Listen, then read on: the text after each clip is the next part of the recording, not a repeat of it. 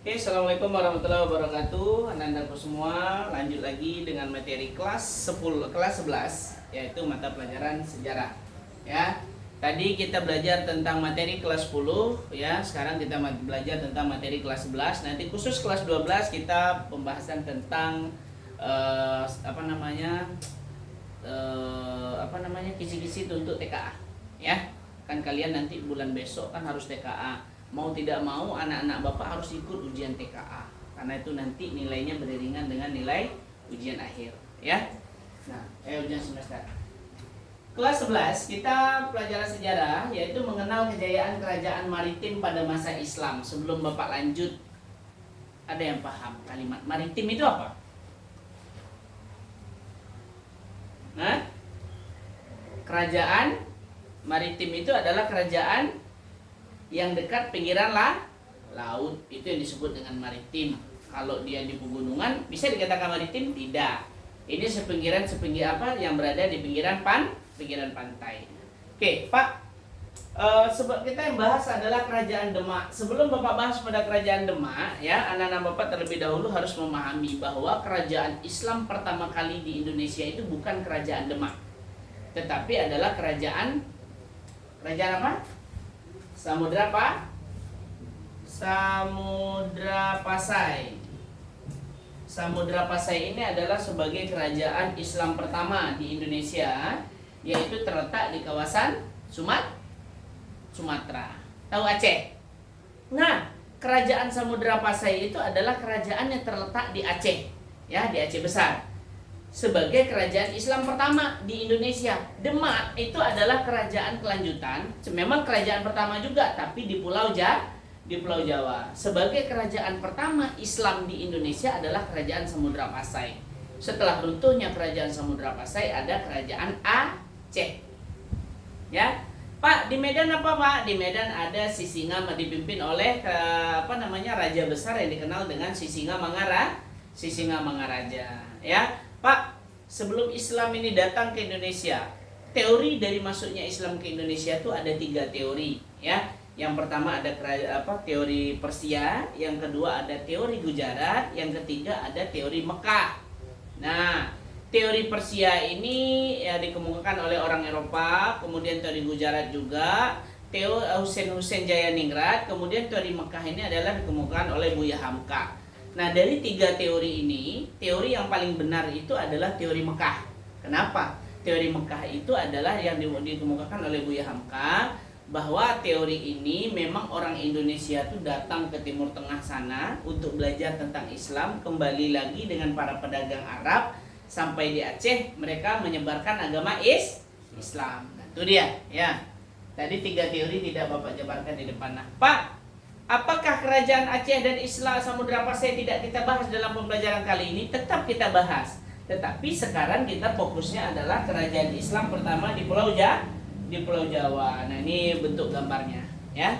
Kerajaan Demak, ini anak-anak Bapak di rumah bentuk gambar daripada kerajaan Demak. Nah, kerajaan Demak, ya.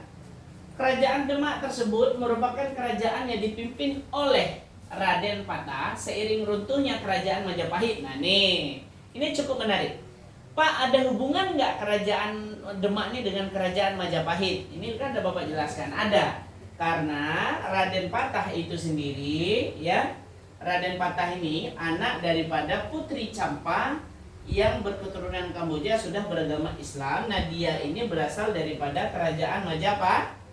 Ini dia berasal dari kerajaan Majapahit. Ini dia. Ya.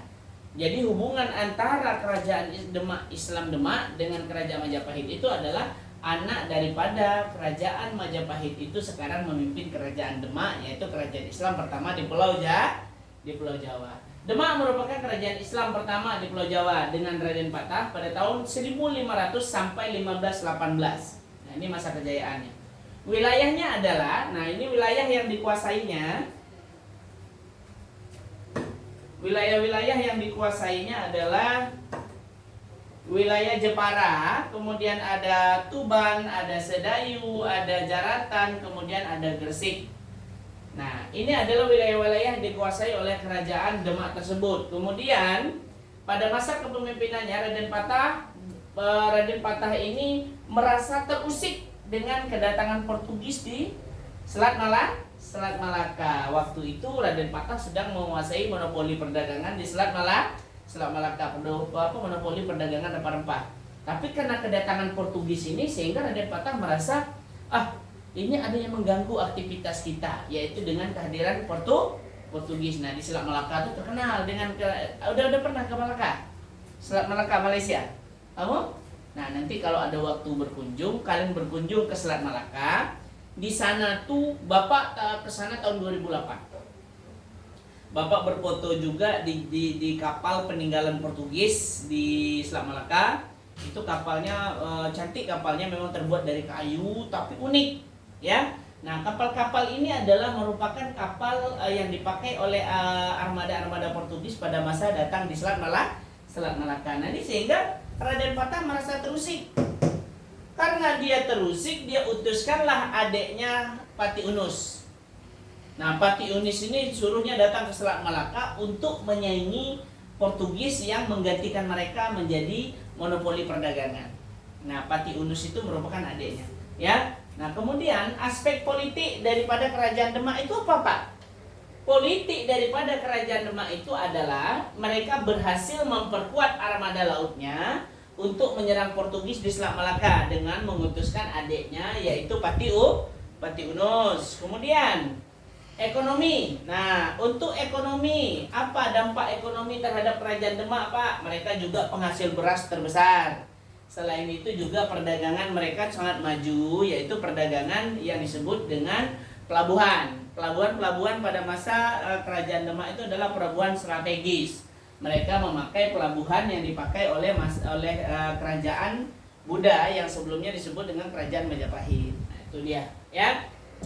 Dari segi sosial, hukum Islam. Nah, kalau dari segi sosialnya dalam Kerajaan Demak itu mereka menggunakan hukum Islam untuk mengatur siklus kehidupan orang-orang di bawah naungan Kerajaan Demak. Nah, itu hukum Islamnya dijalankan mereka agar orang-orang di bawah naungan Kerajaan Demak itu punya visi, punya teknik, punya cara, punya minat, punya selera untuk menjalani kehidupan, tapi tetap di bawah aturan Islam yang berlaku. Ya, itu dia. Nah, kemudian aspek kebudayaan. Nah, ini Bapak tidak tuliskan tadi di depan. Aspek kebudayaannya adalah kehidupan sosial dan budaya masyarakat Demak berdasarkan agama dan budaya Islam. Masyarakat Demak juga menjalankan kehidupan dengan berpedoman pada ajaran Islam. Kaum ulama termasuk Wali Songo. Nah, ini dia. Ini asal muasal kenapa mulai munculnya 9 wali. Ya, ada Sunan Kalijaga, Sunan Bonang, ya. Nah, ini para sunan ini yang disebut dengan para wali. 9 wali itu 9 sunan itu, ya. Kalau dalam filmnya, anak Bapak pernah nonton film Jaka Tingkir, tak? Pernah nonton film Tutur Tinular, tak? Nah, itu adalah film-film yang mengisahkan dari kehidupan para sunan atau para 9 wali, ya. Pak, para 9 wali itu apa, Pak? Nah, dari kebudayaan, 9 wali ini adalah menyebarkan budaya-budaya Islam di seluruh Pulau Jawa. Ya, yang pertama ada Sunan Ampel dan Raden Rahmat. Kemudian ada Sunan Gresik atau disebut dengan Maulana Malik Ibrahim, ada Sunan Giri, ada Sunan Derajat, Sunan Bonang, Sunan Kudus, Sunan Muria, Kalijaga, dan Sunan Kalijati. Ya, Sunan Gunung Jati ini adalah sunan yang dikenal dengan orang yang mencintai kesenian, terutama kesenian yang berpaduan dengan Islam. Nah, kerajaan selain daripada Demak ada juga Kerajaan Mataram. Ya, anak-anak Bapak harus pahami kalau untuk kehidupan aspek ekonomi politik mereka hampir sama kerajaan Islam pada masa itu. Ya, kemudian hubungan antara Kerajaan Demak dengan Kerajaan Islam, sistem pemerintahan sosial, ekonomi pada masa sekarang. Nah, kalau hubungannya dengan masa sekarang, pelabuhan-pelabuhan pada masa Kerajaan Demak, pada masa kerajaan Islam ini sekarang juga masih dipakai oleh orang Indonesia, masih terpakai pelabuhan-pelabuhannya, yaitu pelabuhan-pelabuhan itu sekarang menjadi domestik pelabuhan internasional, ya. Nah, Pak, untuk Batam dulu waktu itu Batam ini masuknya kemana? Batam ini dulu masuk di bawah kekuasaan Portugis karena kita dekat dengan Malaysia, dekat dengan Singapura ya. Sehingga orang-orang itu yang menguasai Batam. Tapi setelah itu datangnya Belanda juga mereka tergusur ya. Datangnya Belanda, habis itu diserangnya oleh kerajaan Samudra Pasai yang dipimpin oleh Sultan Iskandar Muda. Ya, itu dia. Jadi itulah kisah daripada kerajaan-kerajaan Islam yang pertama kali. Apa hubungannya juga sudah Bapak sampaikan ya. Sampai di sini ada yang ingin ditanyakan? Tidak? Udah paham? Paham ya? Jadi tadi kalau rasanya penting dari Bapak menjelaskan, ada yang Bapak tidak Bapak tulis, silakan ditulis. Oke, Bapak tutup pertemuan yang kelas 11. Lebih kurangnya Bapak mohon maaf. Bapak wabillahi taufiq wal hidayah. Assalamualaikum warahmatullahi wabarakatuh.